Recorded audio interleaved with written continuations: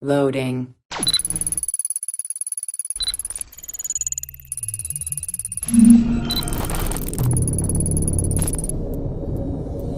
Welcome to Access the Animus.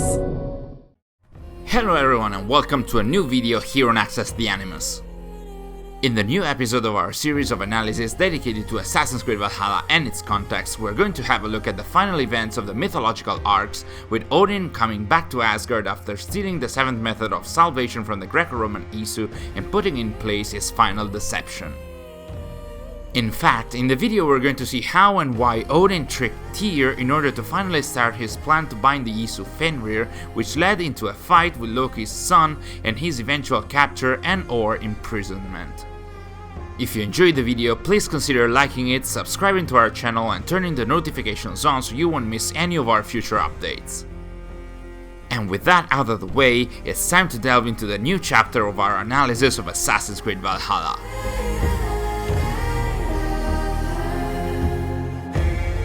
After stealing and activating the seventh method of salvation and its technology, as we saw in our last video of this series, Odin traveled all the way back to Asgard, bringing with himself exactly what he set off to get after his fight with the Greco-Roman spy known in the Norse mythology as the Builder.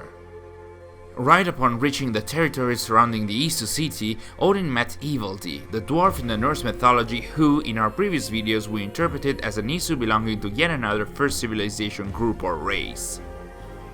The meeting was quite fortuitous, as Ivaldi had just completed the technology in the mythology layer shown as an unbreakable cord that Odin had commissioned him in order to bind or more likely imprison Fenrir once and for all. In our playthrough, Odin had promised to release Ivaldi from his slavery once he would have completed the cord, so in this case, Odin freed him, which prompted him to say, again within the Norse mythology layer, that he would have traveled to the mountains of Svartalfheim, which he called Our Mountains, once again potentially alluding to the fact that dwarves in the allegory represent another group of Isu that controls a different area of the world, maybe living underground as we hypothesized in our previous videos.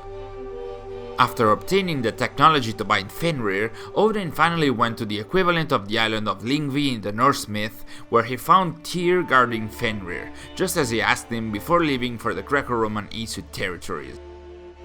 In the following dialogue, Tyr stated that Fenrir was consumed by sadness, possibly a reference to his unjust treatment by Odin and maybe his inability to see his family.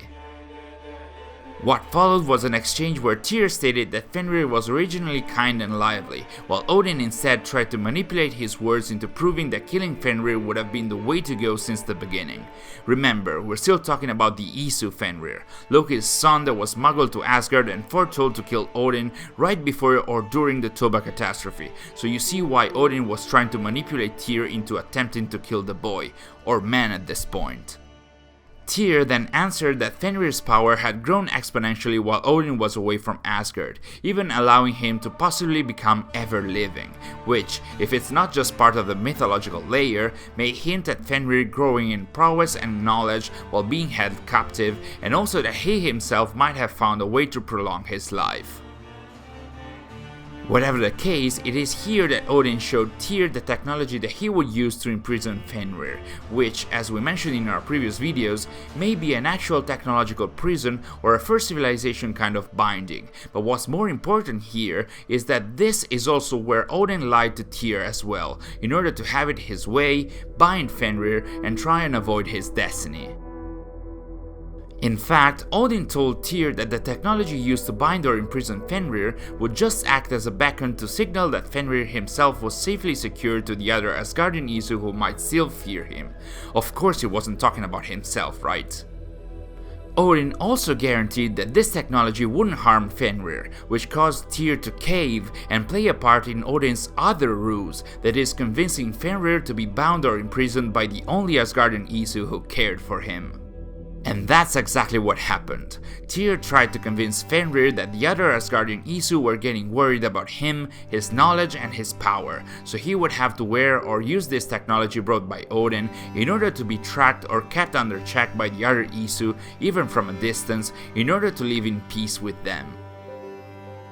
As Fenrir didn't trust this proposition, and following the Norse mythology, Tyr offered his hand and arm as a guarantee of his trust, but sadly, the same trust that he had put into Odin was misplaced. In fact, the binding or technology did harm Fenrir, who immediately started to grow agitated and was about to break Tyr's arm, but when he screamed to Odin asking for help, once again the leader of the Asgardian Isu was selfish enough to instead taunt Fenrir, proceed with his plan, and let him rip off the arm of one of his best friends.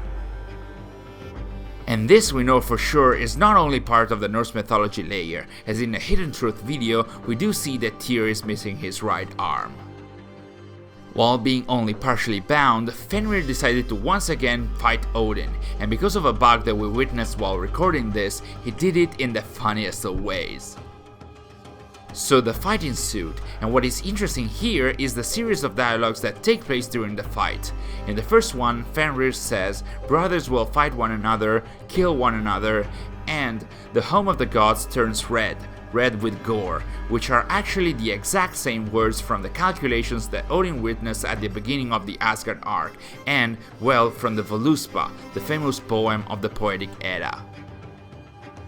It's curious to see that Fenrir knows these words, because as they are part of the calculations witnessed by Odin, this means that Fenrir himself was able to witness them too, and thus to know that he was going to bring about Odin's demise. This is even more visible when Fenrir pronounces another part of the calculations experienced by Odin, the one about the Age of Storms and the Age of Wolves, about which Odin himself seemed surprised, wondering where Fenrir had actually seen said calculation. Later in the fight, Fenrir mentioned the portion of the calculations referencing his predicted final fight with Odin during Ragnarok, that is the Toba catastrophe, and in that occasion he mentioned that these words were the story that he told himself each night before sleeping, while thinking of the day where he would finally kill Odin and possibly have his revenge for what he did to him and his family. So, it's clear that Fenrir witnessed the same calculations, and based on our interpretations of the Asgard arc that we shared in our previous videos of this series, we actually believe that Fenrir experienced them while he had been smuggled in the Well of Urdur, which we interpreted as a sort of calculations room. In fact, in the Asgard arc, Fenrir is found as a young puppy in the Well of Urdur, meaning that he was smuggled in and hidden in the calculations room at a young age, and this kind of makes sense, as he might have witnessed the calculations about Odin's destiny in the calculations room while being very young, and then would go on to brood over them every night before going to sleep. Once again, as it happened in every clash in the Jotunheim arc, Odin emerged victorious, and bound and very likely imprisoned Fenrir. He then rushed off to see how Tyr was faring, and yet, after all he put him through, he even tried to justify his actions by stating that he was strong enough to not kill Fenrir, but it seems Tyr did not want to buy that. In the last few moments of this scene, we can see that again Odin had the guts to say that Tyr sacrificed his arm for him, while it was actually Odin himself who forced Fenrir into ripping it off. Tyr immediately answered that he had actually done that for Loki's son, but after the final fight with Odin, after being fully imprisoned, Fenrir, that is the Isu Fenrir, had no mercy even for the only Asgardian Isu that had cared for him, and vowed to someday kill all the Asgardian Isu for what they had done to him.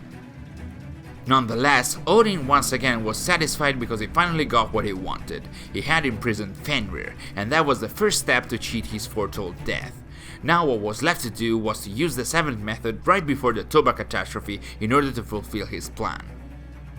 And quite unusually for this kind of analysis, that's already it for today's video. But there's a reason for that. In fact, in our next video we're going to discuss the final calculations that Odin witnessed in Asgard after stealing the seventh method of salvation and imprisoning Fenrir, and we're going to compare it to the actual events shown in the Hidden Truth final video, looking for the elements in common, yes, but also and especially for those which are missing from one another. Thanks for watching, and we'll see you in our next video.